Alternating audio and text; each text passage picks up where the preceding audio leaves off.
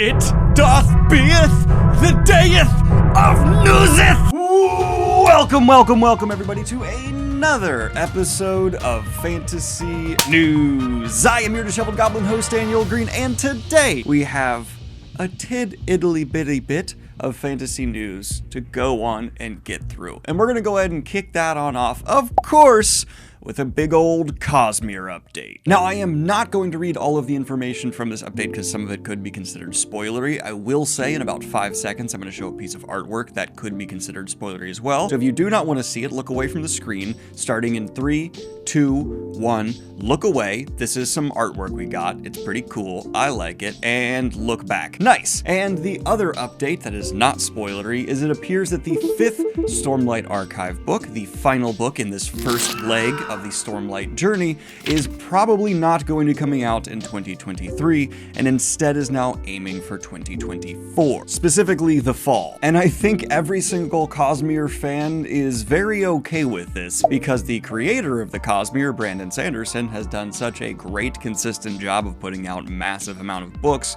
that most people are probably just like, all right, I got a lot of other your stuff to get through, so this is fine. But on top of that, we as Cosmere fans know that Sanderson is more and more aggressively working towards adaptations of his work. He's talked about this clearly on his podcast recently, even hinting at that as early as next year, something significant could be happening for Mistborn. So as a whole, I'm just kind of like, all right, this is just the evolution of what happens when things start reaching that level of success where adaptations start happening. The author gets distracted, which means the pace of books might slow down, but I'm much more excited overall for the promise of adaptations to come, so I don't mind. Plus, we're getting 5 Brandon Sanderson projects next year, just in the secret variety. So yeah, I'm good with that, bro. We're good. We're totally fine. And I'm gonna end this by actually saying what I would like to see in the Stormlight 5th entry. And I know it's going to be bringing a lot of things to an end, as well as setting up the next leg. But my biggest complaint with Stormlight archive books has been they've just kind of felt a bit suffering from middle book syndrome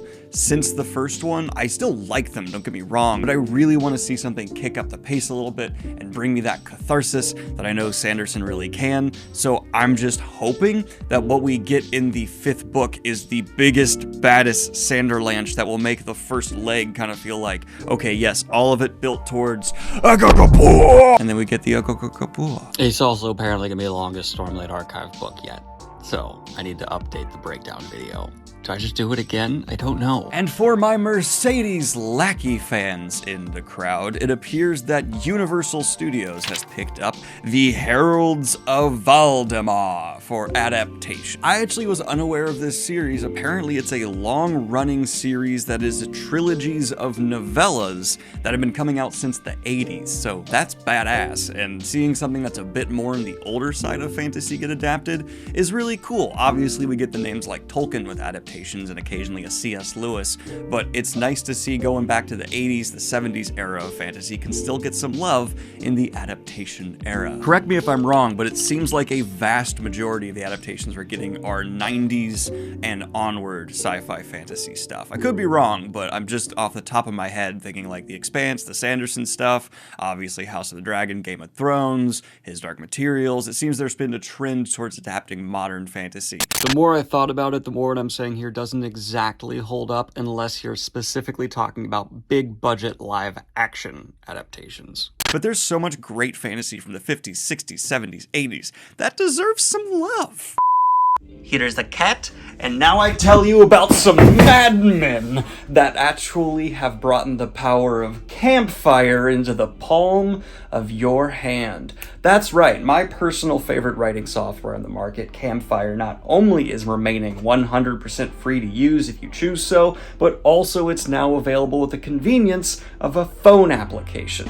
So this personally solves one of the biggest struggles I have when having ideas out about in the world. If I'm even lucky enough to have my laptop on me, pulling it out to write down the idea can be a bit of a pain. Now, the incredible list of features that Campfire boasts, like timeline organization, character organization, actually having like write-ups for various bits of lore within your world so you can reference them whenever you please, can be accessed right in that palm. So if you would like to try out their new application today at no cost to yourself, all you gotta do is follow the link down in the description and you can give this great piece of writing software a try for yourself.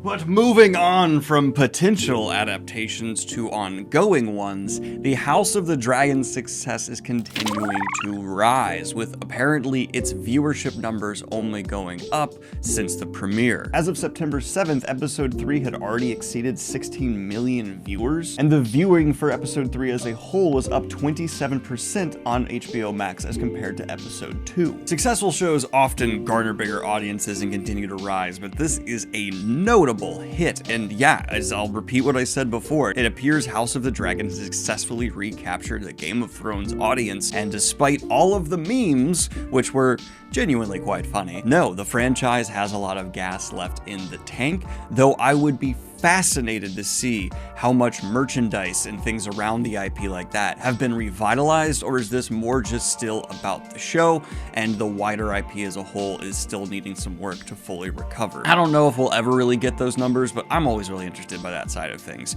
Are Game of Thrones and House of the Dragon shirts flying off the shelf like they used to, or is it just a lot of people enjoying a good show? Now, in a last-minute fantasy news update, it seems we are getting a Monty Python and the Holy Grail RPG that is official. It's having a Kickstarter launch, and I'm not the most excited for this. At first, I thought it sounded really cool, but the more I read the interview from the people behind it and the mentality for crafting this game, I just don't see where exactly the benefit would be. And with my own friends and style of play already being so goofy, seeing them talk about how they're leaning into the silly or serious side of things, I just don't know if that would be fun for me. I'm sure there's a lot of people out there who would love a Monty Python RPG, but my friends aren't that funny. And with the quote that they're not trying to have it just be a bunch of re-quoting of the things you know and love, it makes me wonder what exactly are they going to bring that's new that could possibly be up to par with what people like John Gleese brought to the table. It's trusting people and writers and comedians who aren't in Flying Circus to try and recreate Flying Circus that would then translate to an RPG setting. And I just don't know if I trust that enough to certainly back a Kickstarter. But that's just my cynical point of view.